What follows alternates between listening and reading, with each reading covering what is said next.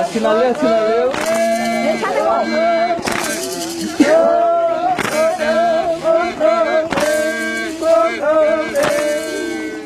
Olha, o Museu Carré é um dos poucos museus que está sempre renovando suas exposições.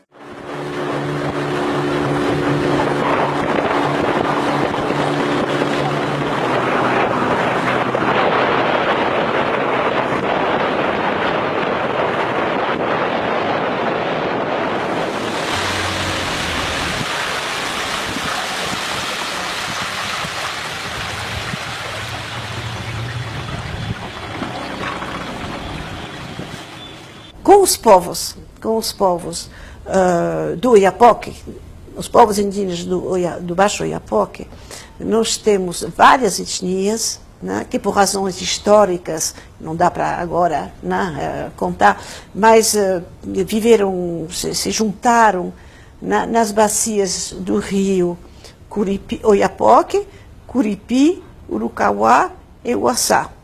E cada uma é ocupada por etnias diferentes, mas que vivem na mesma região, tá certo? Porque todos esses rios desembocam depois no Atlântico, né? Então, eles sempre tiveram contato entre eles, né? Casamentos também, bem que eles se diferenciam também, né?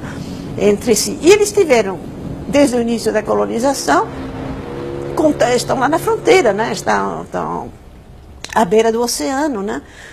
Com todos os europeus que chegaram, tudo, né? Ingleses, holandeses, franceses, bom, os portugueses, piratas, missionários, administradores, comerciantes, enfim, de tudo. Então é uma história muito longa, muito rica, e eles são produto, digamos, hoje em dia, né? de toda essa mistura, né? Tanto que dois povos de lá, os Garibi Marrone e os Caripuna, eles falam o patois francês, né? E como língua indígena, né? Os outros são os Paricur, falam sua língua, e os Garibi Galiná, que é um povo que veio da Guiana Francesa em 1950. É um pequeno grupo que migrou da Guiana Francesa, lá do norte da Guiana Francesa, fronteira com o Suriname, e que viajaram para o Brasil. Foi em 98, durante o governo, então, Capiberibe, do governador, né, que hoje é senador, ele estava em Oiapoque, mostrando, divulgando o programa de governo dele. Tá? E aí os índios as lideranças foram lá e pediram a construção de um museu. Então é a primeira vez, né, que grupos indígenas vão diretamente ao governo pedir um museu. E o governador concordou. Ele concordou tanto que a criação do museu foi inscrita dentro do programa de governo, né, do governo Capi naquela época. Então, tivemos aí um papel bastante importante, mas o fato é que eles iriam gerir esse museu. Só, o que acontece? Que como são os índios que gerem esse museu, o museu se constituiu numa instituição indígena, tão forte quanto as associações, tá certo? Ou que a própria FUNAI de lá, que também é dirigida por índios. Isso é uma coisa, a FUNAI de lá é indígena. Então nós temos uma relação forte com a FUNAI de lá. Isso faz uma grande diferença às vezes, né, com outras partes do país. O importante é dizer também que durante esse período todo, de 90 e 2000 até 2007, nós tivemos vários projetos de resgate e valorização cultural. O museu ele tem que ter antena sempre para a comunidade, né? e ter uma relação cada vez maior com as comunidades, né? Isso é importante.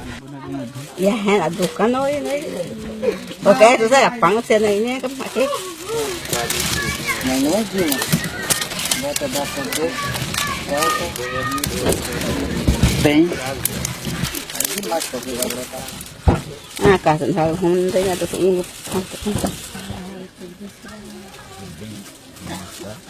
Aí tem uma coisa bem interessante, que é o seguinte: a primeira exposição, eles, o que vocês querem? Queremos tudo.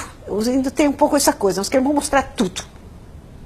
Bom, não é uma atitude museológica muito recomendada, digamos.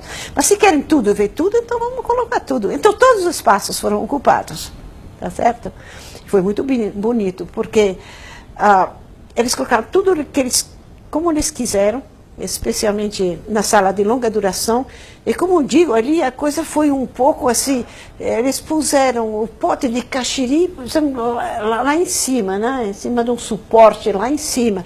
Então parecia assim uma entidade. E realmente o caxiri, o pote de caxiri, nos rituais, é uma entidade. É pessoa.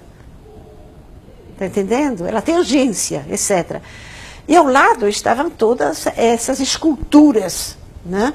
Que são muito fortes e que representam também os bichos sobrenaturais, né? As constelações, por exemplo, né? Como o Caieb, como a cobra de 3 cabeças, né?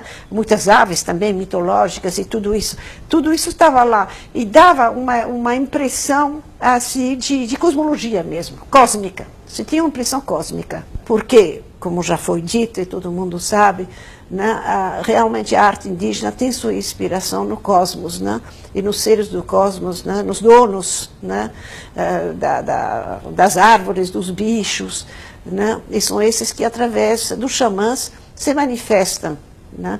Então, o receptor, que seja o xamã, que sejam os artistas, eles sempre sabem que eles estão fazendo alguma coisa que é exterior, né, à sociedade, que é uma inspiração mais ampla, né, mais cosmológica.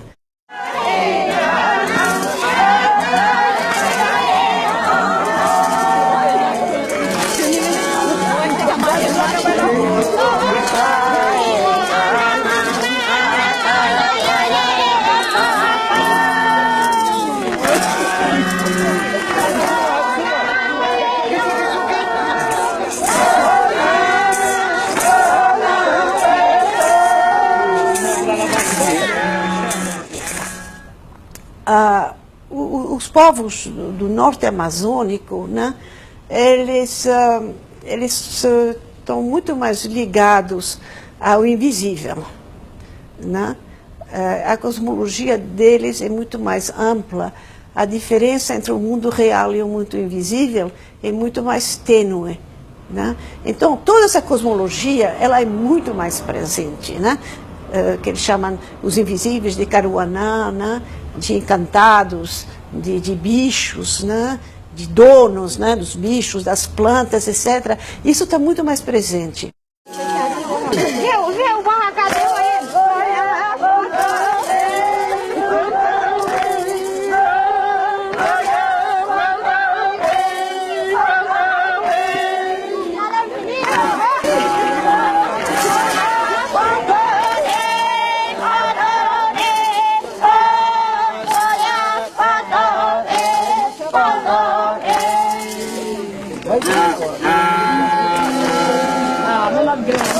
Assinaleu.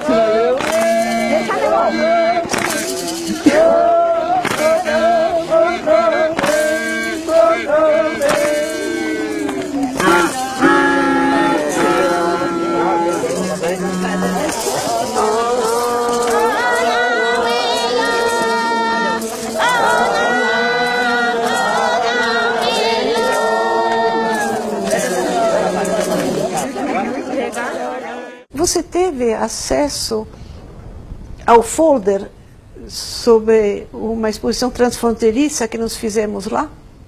Não. Essa cena, isso foi agora em 2009, 2010. 2009. Foi muito bonita. Nós fizemos sobre esse grupo Galibi-Cariná, que veio da Guiana Francesa. E é uma história bonita porque lá, no fim do século XIX, vários índios Galibi-Cariná foram levados para essas grandes exposições na França, onde eles eram exibidos no Jardim d'Acclimatation, né, como espécimes, né, de humanos da África, Ásia, América, etc. É uma coisa meio horrorosa, mas, enfim, mas isso que acontecia. Bom, foram duas expedições diferentes, mas uma parte faleceu lá, porque era inverno, né, expostos a álcool, frio, enfim, doenças, cansaço de se apresentar, dançar, fazer, enfim, é uma coisa horrível, né? Vários faleceram. Bem, muitos não voltaram. Isso virou, é claro, um grande assunto na Guiana Francesa, entre os Galibi-Cariná, virou todas umas narrativas feitas por aqueles que voltaram e viraram mitos que se transmitiram de geração a geração. Então, na França fizeram uma grande exposição no Musée des Arts Populaires e foi feito também na Guiana. E nós achamos que, como tinha um povo da Cariná aqui, seria interessante fazer isso também. Porque as imagens estavam já aí. Era uma exposição que já existia, digamos. Só que nós a reformulamos. Enfim, se refez esse contato entre imagem e história e mito. Aquilo funcionou e os Cariná ficaram tão emocionados de rever uma história antiga da qual eles tinham ouvido falar e, ao mesmo tempo, de sua própria história na chegada no Brasil.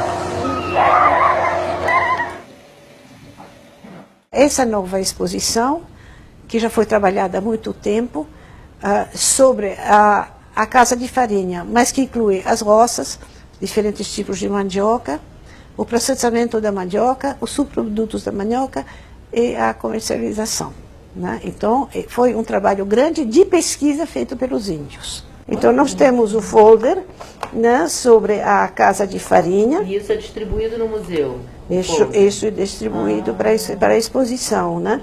Então, todo o processo, tem todas as etapas da produção da mandioca da roça. Tudo é feito em 4 línguas: português, patuá, palicur e galibi-cariná. Quer dizer, português, o patuá, que é um patuá francês, o palicur, que é uma língua aruaca, e o galibi-cariná, que é uma língua caribe. Então, isso já te dá a riqueza e a complexidade, né, daquela região.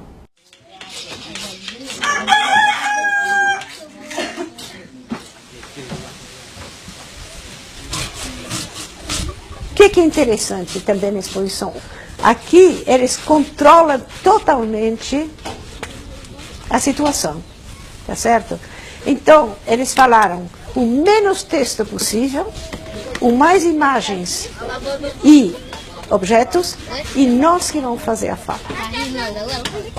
Nós que vamos fazer, nós que vamos interpretar, nós que vamos dizer o que é, porque isso nós conhecemos a fundo. Então, essa exposição, ela ainda se diferencia das outras. E isso vai se refletir, evidentemente, no próprio espaço expositivo.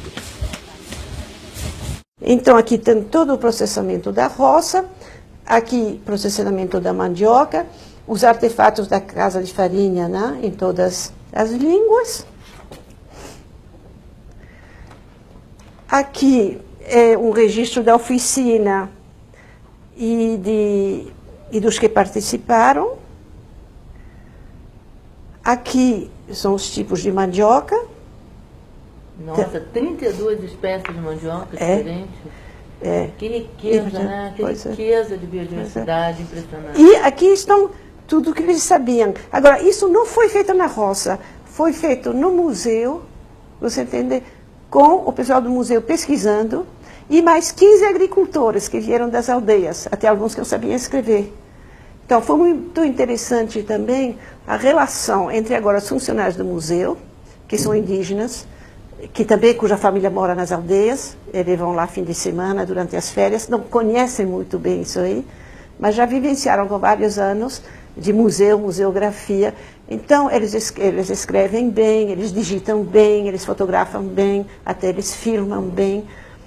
E os outros que vieram da aldeia, que são realmente agricultores, como digo, alguns que não sabem nem escrever, né, nem ler, mas que tinham mais conhecimento, digamos, né, aprofundado, especialmente desses aspectos mais simbólicos, digamos. O que foi mais interessante foi a discussão entre eles.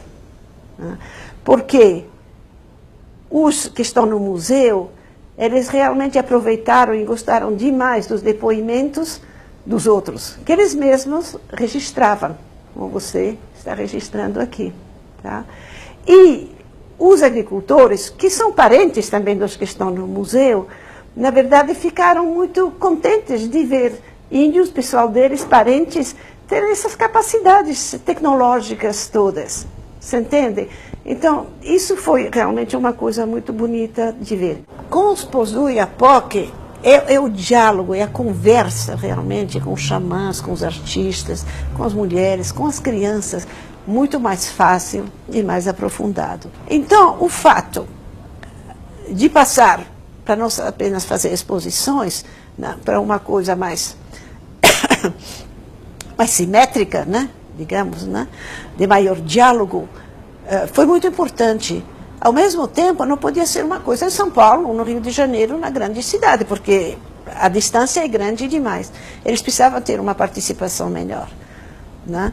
Então, o fato de ter um museu na cidade de Oiapoque, no centro, na rua central de Oiapoque, foi extremamente importante. Né?